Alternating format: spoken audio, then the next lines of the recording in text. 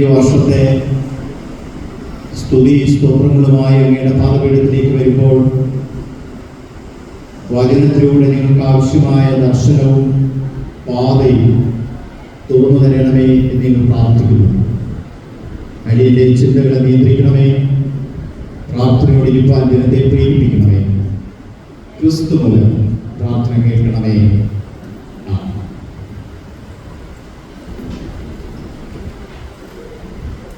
ഈ ഭക്തി നിർഭരമായ സഭാദിന സ്തോത്ര ആരാധനയിലേക്ക് എന്നെ ക്ഷണിച്ച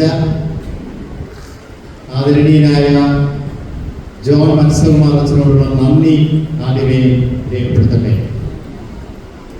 അതൊരു ഔപചാരികമായ നന്ദി പ്രകടനം മാത്രമല്ല, ഇന്നലെ രാത്രി അച്ഛനെ വിളിച്ചപ്പോൾ അച്ഛനെ ഹോസ്പിറ്റലിൽ നിന്നാണ് വിളിക്കുന്നത് എന്ന് ഞാൻ മനസ്സിലാക്കിയില്ല. എങ്കിലും അച്ഛന് സുഖമില്ല എന്ന് മനസ്സിലായി.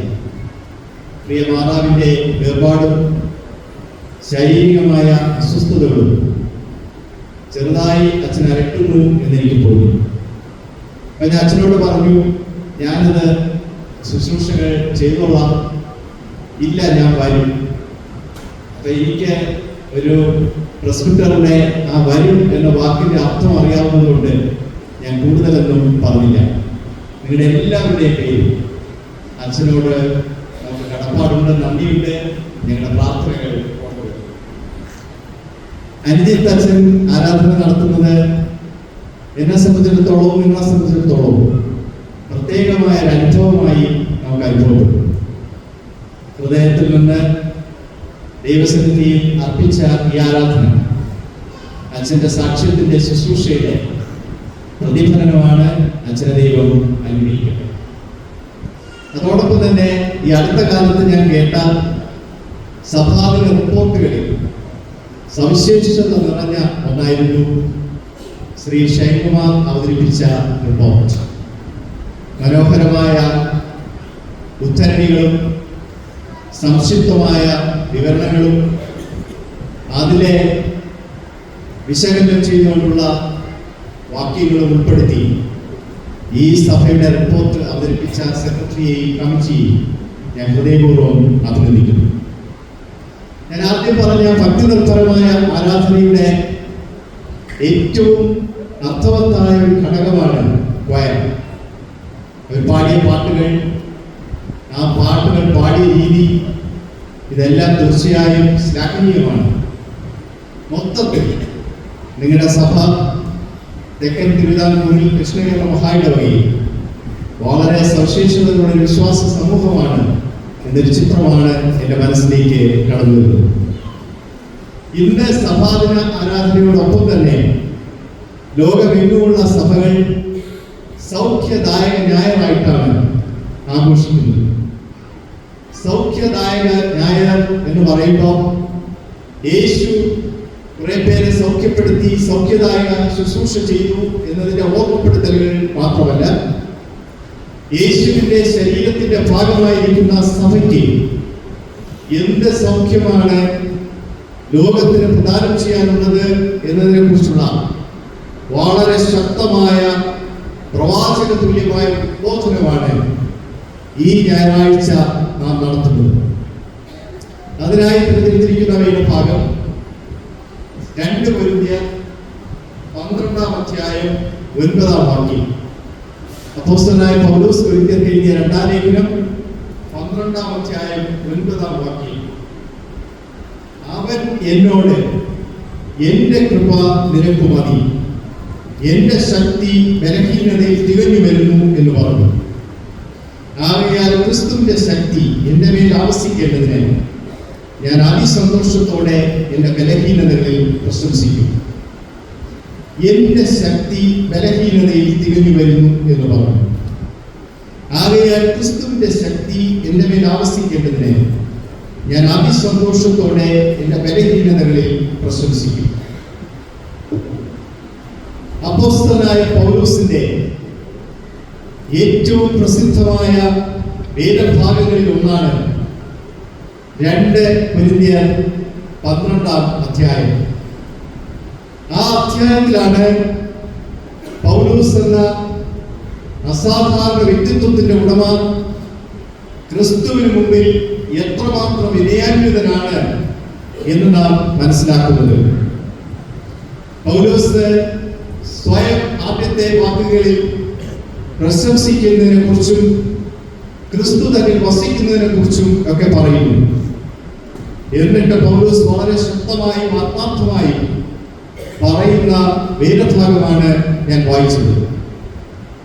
പൗലോസ് നിരവധി വർഷങ്ങൾ അനുഭവിച്ച ശാരീരികമായ രോഗവും പീഡനവും അവഗണനയും താൻ സ്ഥാപിച്ച സഭകളിൽ നിന്ന് പോലും ഉണ്ടായ വിമർശനങ്ങളും പൗലോസിന്റെ സുവിശേഷ പ്രസംഗത്തിന്റെ ഉൾക്കാമ്പിനെ ചോദ്യം ചെയ്തുകൊണ്ടുള്ള വിമർശനങ്ങളും ഉണ്ടായപ്പോ തീർച്ചയായും നിറകണ്ണുകളോടുകൂടി മണിക്കൂറുകൾ ദൈവസന്നിധിയിൽ ഇരുന്ന് കാണണം, യാചിച്ചു കാണണം.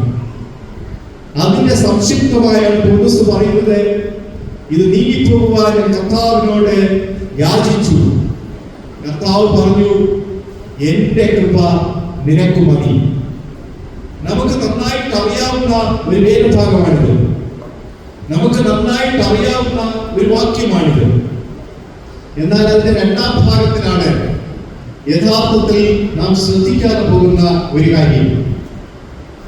ആ ബലഹീനത, രോഗം, അവഗണന, വിമർശനം, പരിഹാസം അതിലൂടെ കടന്നു പോകുമ്പോൾ മാത്രമേ യേശുവിന്റെ ശക്തി ജീവിതത്തിൽ അനുഭവിക്കുവാൻ സാധിക്കുകയുള്ളൂ എന്ന് യേശു പറയുന്നതായി പൗലോസ് രേഖപ്പെടുത്തിയിരിക്കുന്നു. നമ്മുടെ ബലഹീനതകളിൽ യേശുവിന്റെ ബലം തിരിച്ചറിയുവാൻ, നമ്മുടെ രോഗങ്ങളിൽ യേശുവിന്റെ സൗഖ്യം മനസ്സിലാക്കുവാൻ, നമ്മുടെ വീഴ്ചകളിൽ യേശു താങ്ങുന്ന വിധം മനസ്സിലാക്കുവാൻ, നാം മരണത്തിന്റെ താഴ്വരയിൽ കൂടി നടക്കുമ്പോൾ ജീവനുള്ള ദൈവം കൈവരുന്നത് മനസ്സിലാക്കുവാൻ സാധിക്കുന്നു എന്നതാണ് ഈ വേദഭാഗത്തിന്റെ ആകത്തുക. സൗഖ്യദായക ശുശ്രൂഷയെ കുറിച്ച് ഒരുപാട് പഠനങ്ങളും വ്യാഖ്യാനങ്ങളും സഭയുടെ പശ്ചാത്തലത്തിൽ ഉയർന്നു വന്നിട്ടുണ്ട്. കണ്ണടച്ച് ഇരുട്ടാക്കാനോ ഒട്ടകപ്പക്ഷി തല മണ്ണിൽ മൂടിയിട്ടതിന് ശേഷം ഒന്നും കണ്ടില്ല എന്ന് നടിക്കാനോ വിശ്വാസികളായ നമുക്ക് സാധിക്കില്ല. ചുറ്റുമുള്ള യാഥാർത്ഥ്യങ്ങളെ ധൈര്യത്തോടും ചങ്കൂറ്റത്തോടും നേരിട്ട് കൊണ്ടുവരാൻ തന്നെ മുന്നോട്ട് പോകാനാണ് നമ്മുടെ നാഥനായ യേശു നമുക്ക് തരുന്ന ഉറപ്പ്. അതുകൊണ്ടാണ് യെരൂശലേമിലേക്ക് ഗൊൽഗോഥായിലേക്ക് നടന്നെടുക്കുവാൻ യേശു തീരുമാനിച്ചപ്പോ പത്രോസ്, യേശുവിന്റെ പ്രിയപ്പെട്ട ശിഷ്യൻ, നമുക്ക് യെരൂശലേമിലേക്ക് പോകണ്ട എന്ന് പറഞ്ഞു. അപ്പോ യേശു എന്താണ് പറഞ്ഞത്? സാത്താനെ, എന്നെ വിട്ടുപോ. വേദനയിലേക്ക്, കുരിശിലേക്ക്, മരണത്തിലേക്ക് ധൈര്യത്തോടുകൂടി കടന്നു പോകുന്നതാണ് യേശുവിനെ സംബന്ധിച്ചിടത്തോളം സൗഖ്യം. ബലഹീനത അനുഭവിക്കുന്നതാണ് യേശുവിനെ സംബന്ധിച്ചിടത്തോളം സൗഖ്യം. ബഥാനിയിലെ ലാസറിന്റെ ഭവനത്തിലെ കണ്ണുനീരിനോടൊപ്പം ചേർന്ന് കണ്ണുനീർ വാർക്കുമ്പോഴാണ് അവർക്ക് സൗഖ്യമുണ്ടാകുന്നത്. നമ്മുടെ ജീവിതത്തിലെ വേദനകൾ, നമ്മുടെ ജീവിതത്തിലെ പ്രയാസങ്ങൾ, നമ്മുടെ ജീവിതത്തിലെ വെല്ലുവിളികൾ അത് ശാശ്വതമായി ഉള്ളതല്ല, അത് താൽക്കാലികമായി ഉള്ളതാണ്. ആ താൽക്കാലികമായി ഉള്ളതെല്ലാം മാറി യേശുവിൽ നാം വിശ്വസിച്ച് നിത്യജീവനിലേക്ക് പ്രവേശിക്കുവാനുള്ള ഒരുക്കമാണ് ഈ വേദഭാഗത്തിലൂടെ നമുക്ക് തരുന്ന ഏറ്റവും വലിയ പ്രചോദനവും ഉത്തേജനവും. എന്റെ കൃപ നിനക്കു മതി എന്ന ആ വലിയ ഉറപ്പിന്മേലാണ് 1950കളുടെ അവസാനം നിങ്ങളുടെ മാതാപിതാക്കൾ, നിങ്ങളുടെ അപ്പൂപ്പന്മാരും അമ്മച്ചിമാരും മിക്കവാറും വെറും മണ്ണ് ഇതിലുള്ള ചാണകം മെഴുകിയ ഈ തറയിലിരുന്ന് ദൈവത്തെ ആരാധിച്ചത്. അവരുടെ കണ്ണുനീരാൽ പുതുന്ന ഈ മണ്ണിലാണ് ഇത്രയും സമൃദ്ധിയായി, സുഭിക്ഷമായി, ഭക്തി നിർഭരമായി നാം ദൈവത്തെ ആരാധിക്കുന്നത്. ഓർമ്മിക്കുക, പൗലോസ് കടന്നുപോയ കനൽപാതകൾ, പൗലോസ് കൊണ്ട മുള്ളുകൾ, പൗലോസിന്റെ മേൽ വീണ ചമ്മട്ടികൾ പൗലോസ് ചെയ്ത തെറ്റിന് കിട്ടിയതല്ല. പൗലോസ് അനുഭവിച്ച പീഡനങ്ങൾ പൗലോസ് എന്തെങ്കിലും കുറ്റം ചെയ്തിട്ട് നൽകിയതല്ല, മറിച്ച് യേശുവിന്റെ ശക്തി തെളിഞ്ഞു വരുവാൻ, പൗലോസിന്റെ ബലഹീനതകളിൽ, രോഗങ്ങളിൽ അത് വെളിവാക്കുവാൻ വേണ്ടി ദൈവം നൽകിയതാണ്. നാം വസിക്കുന്ന ഭൂമിയും അതിന്റെ സൃഷ്ടികളും ദൈവം സൃഷ്ടിച്ചു പരിപാലിക്കുന്നതെന്നാണെന്ന് പൂർണ്ണമായി വിശ്വസിക്കുന്ന ഈ സമയത്ത് ക്രൈസ്തവരായ നാം ചിലപ്പോഴെങ്കിലും അങ്കലാപ്പിൽ ആയിപ്പോകും. 99% അങ്കലാപ്പും അസ്ഥാനത്താണ്. കാരണം വചനത്തിൽ, ദൈവവചനത്തിൽ പൂർണ്ണമായ ഉറപ്പിൽ ജീവിക്കുവാനുള്ള നമ്മുടെ ആർജവമില്ലായ്മയാലാണ് നാം അവിടെ ഇവിടെ എന്ന് പറഞ്ഞ് നമ്മുടെ വിശ്വാസത്തെ ചിതറിക്കുന്നത്. ഉദാഹരണത്തിന് നിർമ്മിത ബുദ്ധിയെ കുറിച്ച് നാം ചിന്തിക്കുന്ന ഒരു കാര്യമാണ്. അത് ഗൂഗിൾ പോലെയോ മറ്റെന്തെങ്കിലും പോലെയോ ഒരു സെർച്ച് എഞ്ചിൻ മാത്രമാണ്. ആ നിർമ്മിത ബുദ്ധി ആശങ്കപ്പെടേണ്ട കാര്യമല്ല. എന്നാൽ ഒരു പ്രധാനപ്പെട്ട കാര്യം നാം ശ്രദ്ധിക്കാതെ പോകുന്നത്, അതിനിടയിലും മാറ്റമില്ലാത്ത ദൈവത്തിന്റെ വചനം അങ്ങനെ തന്നെ നിലനിൽക്കുന്നു എന്നതാണ്. നിർമ്മിത ബുദ്ധിയെ കുറിച്ച് ഒരുപാട് ഗവേഷണങ്ങളും പഠനങ്ങൾ നടത്തിയ ഒരാൾ ഇന്നലെ മാതൃഭൂമിയിലെ ഫെസ്റ്റിവലിൽ അദ്ദേഹത്തിന്റെ വീക്ഷണങ്ങൾ അവതരിപ്പിച്ചു. അദ്ദേഹം പറഞ്ഞത്, എന്തെങ്കിലും ഉള്ളതിൽ നിന്നാണ് ആ നിർമ്മിത ബുദ്ധി പ്രവർത്തിക്കുന്നതും പുതിയ എന്തെങ്കിലും കാര്യങ്ങൾ തരുന്നതും. മനുഷ്യന്റെ ചിന്തയും മനുഷ്യന്റെ ബന്ധങ്ങളും മനുഷ്യന്റെ മൗലികമായ കാഴ്ചപ്പാടുകളും സ്വാധീനിക്കുവാൻ നിർമ്മിത ബുദ്ധിക്ക് സാധിക്കില്ല. ദൈവം നിങ്ങളുടെ മേലൂതിയ ജീവശ്വാസം, ദൈവത്തിന്റെ ജീവശ്വാസത്താൽ നിലനിൽക്കുന്ന ഈ ജീവിതം, അത് ഒരു ഭൗതിക ശക്തിക്കും മാറ്റിമറിക്കുവാൻ കഴിയുന്നതല്ല എന്ന് സാരം. അതുകൊണ്ട് വിവേകത്തോടും ബുദ്ധിയോടും എന്റെ കൃപ നിനക്കു മതി എന്ന പൗലോസിന്റെ സമർപ്പണത്തിന്റെ അർത്ഥം മനസ്സിലാക്കുവാൻ നമുക്ക് ശ്രമിക്കാം. ആരോഗ്യരംഗത്തെ പഠനങ്ങൾ ഇപ്പോൾ സൂചിപ്പിക്കുന്നത്, പ്രത്യേകിച്ച് കേരളത്തിൽ അക്രമവാസനയും ലഹരിവാസനയും കൂടി വരുന്നതിനെ കുറിച്ച് വളരെ പ്രസിദ്ധരായ ആളുകൾ ചേർന്ന് ഒരു പഠനം നടത്തി. ആ റിപ്പോർട്ട് നൽകുന്നത്, ലോകമെമ്പാടും സമാധാനത്തോടുകൂടി ജീവിച്ചിരുന്ന പല സമൂഹങ്ങളും അസമാധാനത്തിലേക്ക് വീണത് കോവിഡിന് ശേഷമാണ്. കോവിഡ് എന്ന യാഥാർത്ഥ്യം മനുഷ്യന്റെ ബുദ്ധിയും കെട്ടിപ്പടുക്കലും ഇത്രയേ ഉള്ളൂ എന്നൊരു കാര്യം നമുക്ക് വെളിപ്പെടുത്തി തന്നു. അതിൽ നിന്നുണ്ടായ അരാജകത്വത്തിൽ നിന്നാണ് മനുഷ്യൻ കാണിക്കുന്ന ഈ വ്യവരാജത്തരം. 2% അക്രമത്തിൽ നിന്ന് 15% കേരളത്തിൽ അക്രമം കുതിച്ചുയർന്നത് കോവിഡ് വന്നതുകൊണ്ടാണ് എന്ന് പറഞ്ഞ് തള്ളിക്കളയുക സാധ്യമല്ല. സമൂഹത്തിൽ സൗഖ്യം നടക്കാത്തത് കൊണ്ടാണ്. സമൂഹത്തിൽ ക്രിസ്തുവിന്റെ ശരീരമായ സഭ സജീവമായി പ്രവർത്തിക്കാത്തത് കൊണ്ടാണ്. ക്രിസ്തു ശരീരമായ സഭ ആ സൗഖ്യത്തെ പകർന്നു നൽകാത്തത് കൊണ്ടാണ്. അതിനാണ് നമ്മുടെ വിളി. റിപ്പോർട്ട് വളരെ ശ്രദ്ധേയമായി ഞാൻ മനസ്സിലാക്കിയ ഒരു കാര്യം, ഇവിടുത്തെ മറ്റു ആവശ്യങ്ങൾക്ക് വേണ്ടി, സമൂഹത്തിലെ ആവശ്യങ്ങൾക്ക് വേണ്ടിയൊക്കെ നിങ്ങൾ ധാരാളം വിഭവങ്ങൾ നിങ്ങൾ വിനിയോഗിക്കുന്നു. എത്ര വിഭവമാണ് നിങ്ങളുടെ ആന്തരിക സൗഖ്യത്തിനായി നിങ്ങൾ വിനിയോഗിക്കുന്നത്? വചനത്തിലൂടെ, പ്രാർത്ഥനയിലൂടെ, സമർപ്പണത്തിലൂടെ നിങ്ങളുടെ ആന്തരിക സൗഖ്യത്തിനായി യേശു ക്രിസ്തുവിനെ മനസ്സിലാക്കി എന്റെ കൃപ നിനക്കു മതി എന്ന് ഉൾക്കൊള്ളുവാൻ എന്ത് സമർപ്പണമാണ് നിങ്ങൾ ചെയ്യുന്നത്? ആ ഒരു ചോദ്യത്തിന് ഉത്തരം കണ്ടെത്തുവാൻ ഇതുപോലുള്ള സ്തുതി, സ്തോത്ര, ആരാധനകൾ വിനിയോഗിക്കണം. ആ ഒരു ബോധ്യത്തോടു കൂടി വേണം കർത്തൃമേശയിലേക്ക് ഏതാനും നിമിഷങ്ങൾ കഴിയുമ്പോൾ നിങ്ങൾ കടന്നു വരാൻ.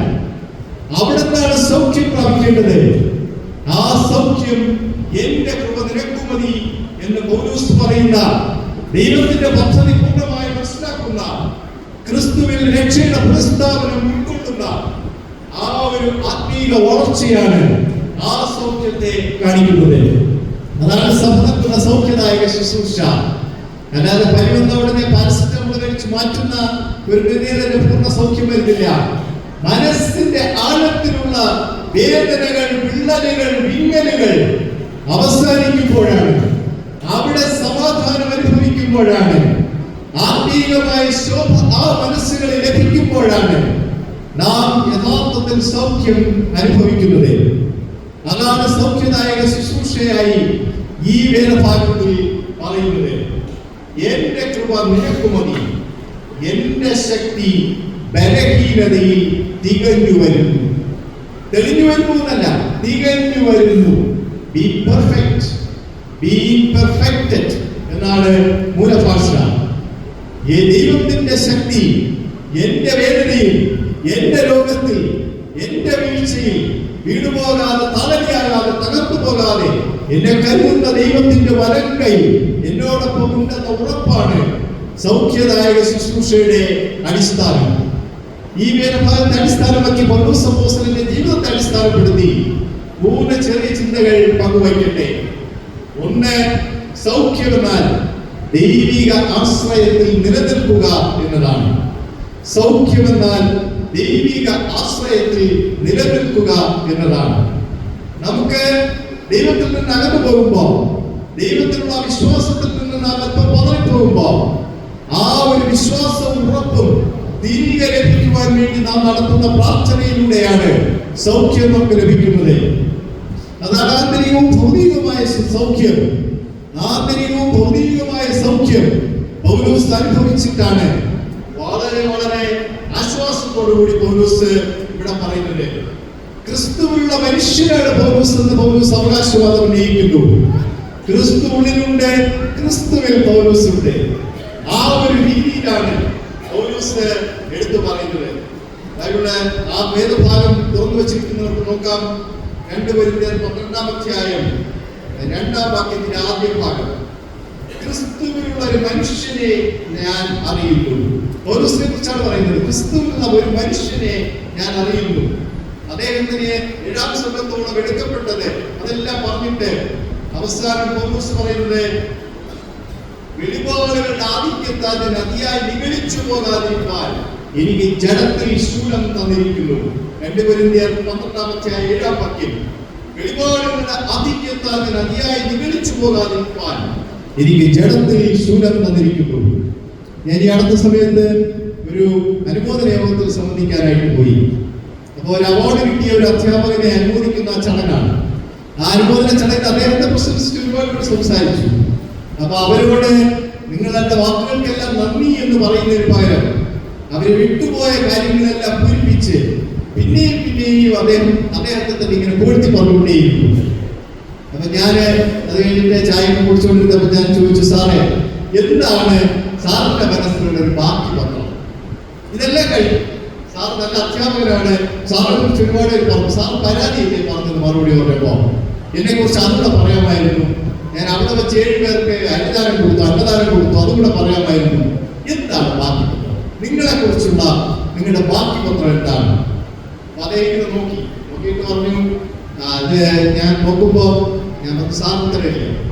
ബാക്കി പത്രം എന്റെ മനസ്സിലേക്ക് നോക്കുമ്പോ ഉള്ളിൽ ദൈവികതയുണ്ടോ എന്ന് തിരിച്ചറിയാൻ കഴിഞ്ഞാൽ അതാണ് ബാക്കി പത്രം. അദ്ദേഹം ക്രിസ്ത്യാനിയാണ്, നല്ല പള്ളിയിലൊക്കെ പോകുന്ന നല്ലൊരു മനുഷ്യനാണ്. അദ്ദേഹം ശ്രദ്ധിച്ചു. ആദ്യം എന്നെ ഒഴിവാക്കാൻ ശ്രമിച്ചു. അദ്ദേഹം പറഞ്ഞു, ഞാൻ ഫോണിൽ കൂടെ സംസാരിക്കാം, ഇപ്പൊ സമയമുണ്ട്, വേറെ ആരുമില്ല, നമുക്ക് സംസാരിക്കാം.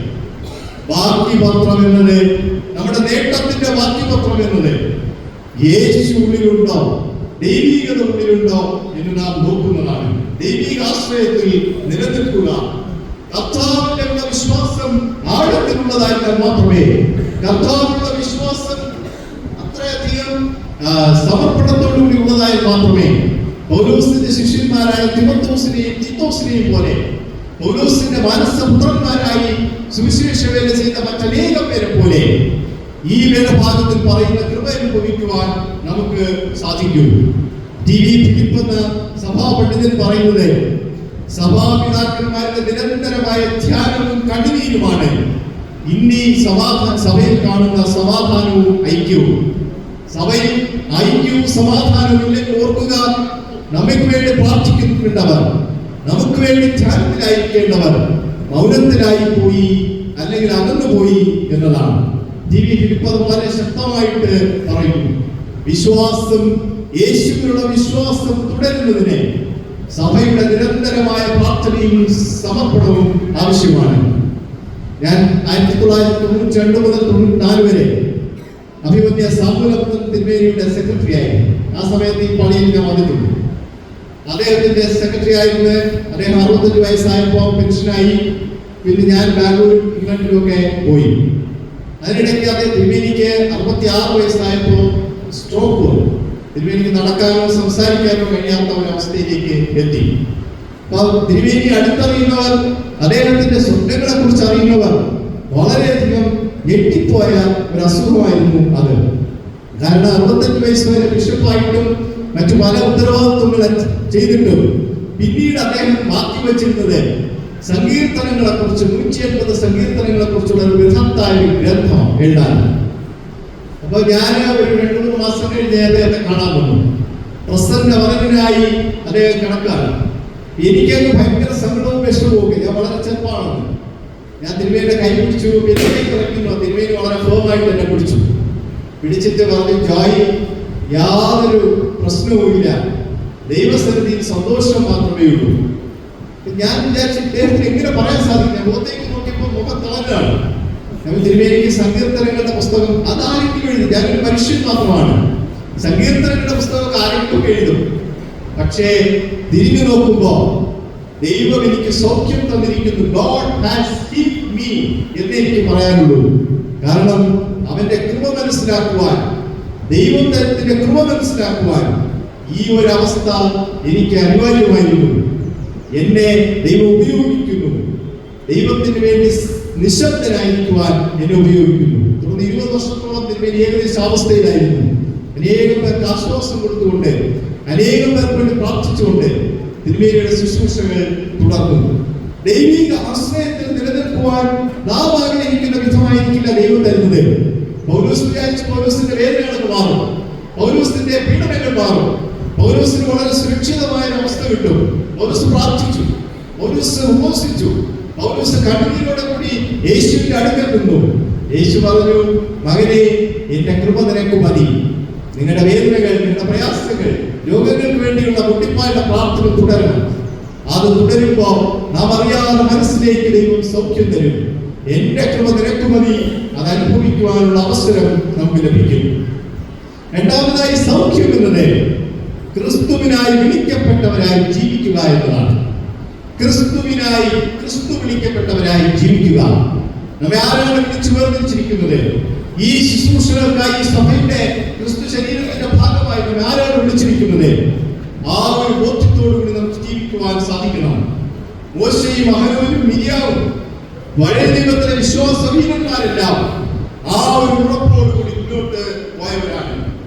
പൗലോസ് പറയുന്നത്, വെളിപാടിന്റെ ആധിക്യത്താൽ നിഗളിച്ചു പോകാതിരിക്കാൻ എന്റെ ശരീരത്തിൽ ദൈവം ഇടപെട്ടിരിക്കുന്നു.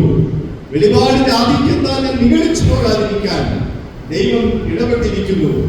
ദൈവത്തിന്റെ ഇടപെടൽ മനസ്സിലാക്കുവാനും ദൈവത്തിന്റെ സാമീപ്യം മനസ്സിലാക്കുവാനും ക്രിസ്തുവിനായി വിളിക്കപ്പെട്ട ജനതയായി ജീവിക്കുവാൻ നമുക്ക് സാധിക്കണം.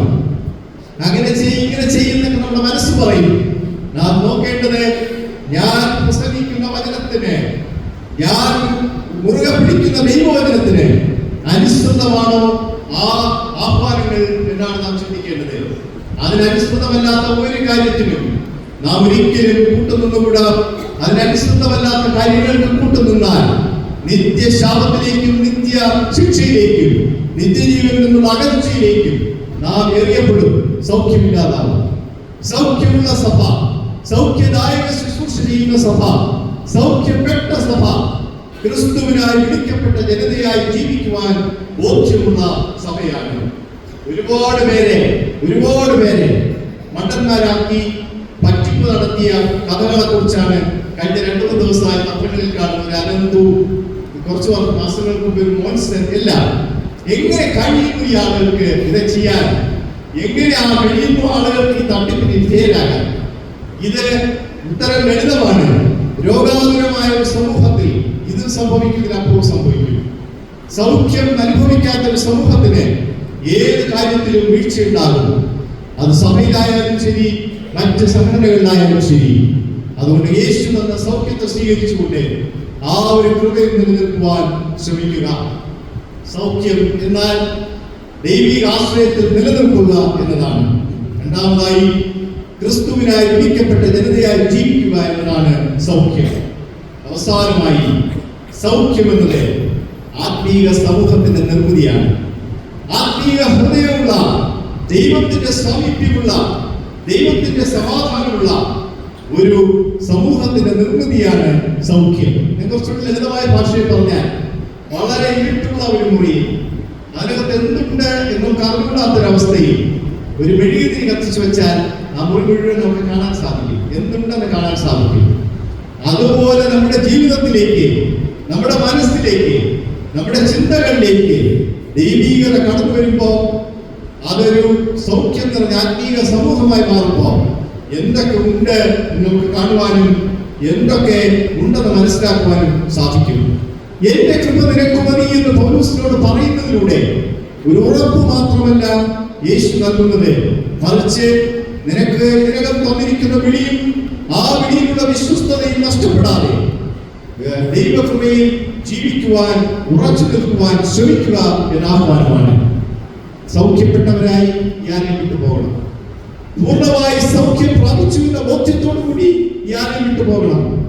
വെറുവെറുപ്പില്ലാതെ, ദൈവസന്നിധിയിൽ പിറുപിറുക്കാതെ, ദൈവം എനിക്ക് ചെയ്തിട്ടില്ല, നന്മകൾ ചെയ്തിട്ടില്ല എന്ന് ചിന്തിക്കാതെ, ദൈവം പറഞ്ഞ എന്റെ കൃപ നിനക്ക് മതി എന്നത് ഉൾക്കൊണ്ടുകൊണ്ട് പോകണം. സൗഖ്യം എന്നാൽ ആ കൃപ അനുഭവിക്കുവാനുള്ള അവസ്ഥയാണ് സൗഖ്യം. ദൈവത്തിന്റെ കൃപയുണ്ട് വാക്കുകൊണ്ട് പറയുമ്പോൾ അത് നമ്മുടെ ജീവിതത്തിലൂടെ അനുഭവിച്ച് കാണിക്കുവാൻ നമുക്ക് സാധിക്കണം. ധൈര്യത്തോടുകൂടി മുന്നോട്ട് പോവുക.